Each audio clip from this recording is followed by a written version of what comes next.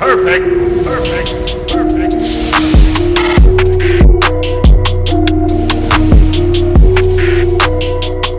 What is going on, everyone? I go by RB and this is Philly Take with RB. Now, if you've been enjoying the content of this channel, take a second for me. Go ahead and smash that like button, and if you're new and you want to stay updated on some great Philly content, be sure to hit that subscribe. So today, I have another 76ers video for you guys. I know it's been a little lackluster lately. There's not been that much to talk about, but I've been hearing all you guys in the comments wanting those draft videos. I know I already made one, and I'm going to make a lot more coming soon, so stay tuned on that. Today, I have another trade proposal video for you guys. We've talked about Devin Booker. We've talked about Buddy Hield. We've talked about all these guys. Go ahead and check those out. And today, we have CJ McCollum. As you can see right here on the screen, there has been a proposed potential trade this offseason, including the 76ers and the Trailblazers, that would send CJ McCollum to the Sixers in exchange for Matisse Thybulle, in exchange for Al Horford, and in exchange for a second-round pick. Now, this would be probably a win-win for both sides, in my opinion. But before we get into that, let's just take a little look at CJ McCollum, right? CJ McCollum is a 28-year-old guard. He plays shooting guard for the Trailblazers. He's always been on the Trailblazers since he came into the league in 2013. He was a first-round pick, 10th overall out of Lehigh University. This guy was very undervalued, very underrated throughout his career, and he just continued to rise up. And even throughout his NBA career, I believe personally that he has been a little bit undervalued. Coming into the league, his first couple years, he struggled. He was very poor in terms of his play. It took a while for him to get used to the NBA style of play.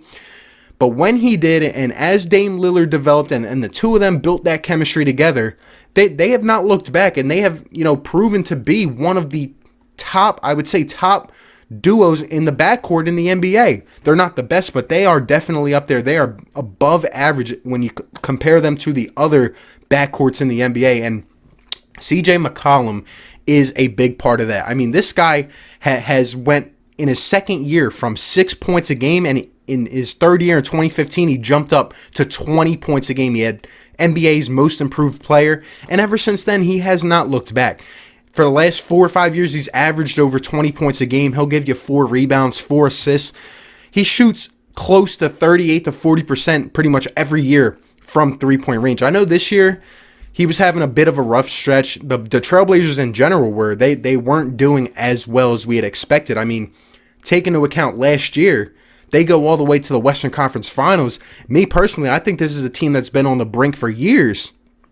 They just did not have that last piece, that third superstar that every other team, or at least the Golden State Warriors, had, that they couldn't contend with, And getting as far as they did, I always thought they were on the brink of potentially breaking that and going to the finals. I think they have talented people on their roster like CJ McCollum. You guys can let me know down below whether you think this is a good idea or good trade proposal for both teams. In my personal opinion, I think it would be, but I would probably have a couple modifications. So, for example, as I said in a few videos back, if you watched, I think that Matisse Thybulle should be untouchable. I think he is such a valuable piece, a young defender who is ahead of his years in so many different ways, and he will fill a lot of voids that the Sixers need going forward. He's going to show up every single night on defense. He's going to make plays that others can't. From what I saw in terms of a couple flashes at the beginning of the season, if he can shoot like he did at the beginning of the season, and he's still young and he's still developing, coming off an injury, if he continues to get better and better over the years, he's going to be, in my opinion, one of the best 3-and-D players in the league. I see so much potential in Matisse Thybulle that if I were the Sixers organization, I would do everything in my power to avoid getting rid of Matisse Thybulle. I could see us sending maybe Korkmaz. I could see us sending maybe a Shake Milton potentially, probably a Josh Richardson. And the reason I say this is because when you look at the trade details and the contract details, if the Sixers were to throw in Al Horford and they were to throw in Josh Richardson, well, their two salaries together would be pretty dang close to what CJ McCollum is making. McCollum, he's making about 26 to 28 million a year, but last year he signed a 3-year extension for $100 million. So going forward, and that is also a benefit, a positive for the Sixers, is that McCollum will be under contract for at least 2 or 3 more years.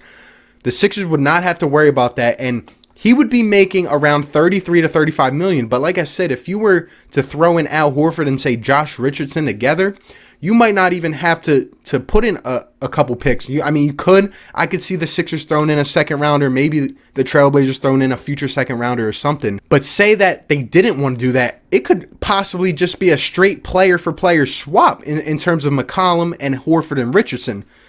But I think the Sixers would also want to try to get back some depth, maybe a big man, maybe, like a Zach Collins, for example, on the Trailblazers, or maybe a younger guy to develop, like an Anthony Simmons, right? Or some guy like that, maybe a Nasir Little, one of those guys that could plug in for the Sixers in terms of depth, maybe on the bench or in the starting lineup if we were to part with Al Horford.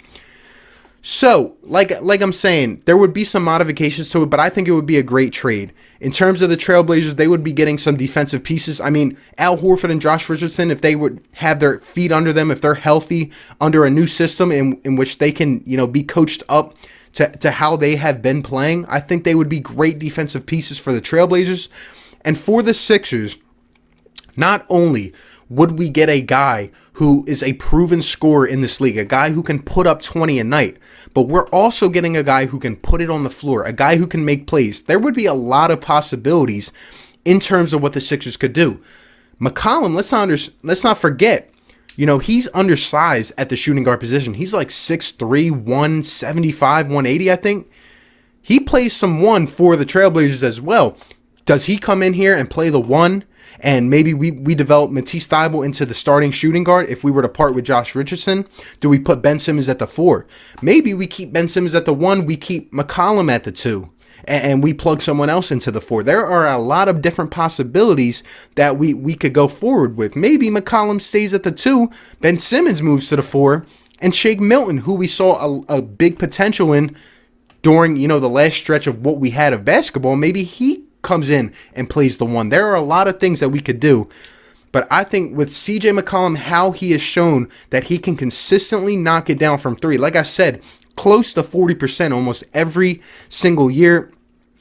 And even though the Trailblazers have not gotten over that hump, you bring him here and you surround him with the big man, the star that they never had in Portland besides Dame. I'm talking about big men, Joel Embiid. You give McCollum Joel Embiid, who when McCollum throws it up from deep, Embiid's going to get his rebound, right?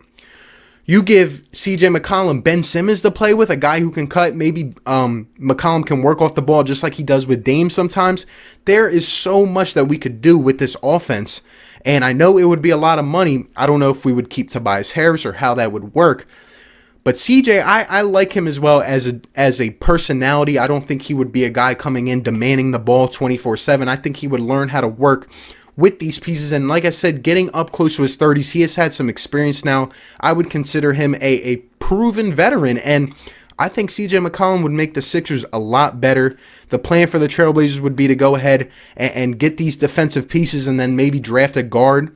So like I said, I think it would be a win-win for both if the money is right. And in my opinion, as long as we don't have to give up one of our solidified young pieces in Matisse Thybulle, I'd say this would be a decent trade.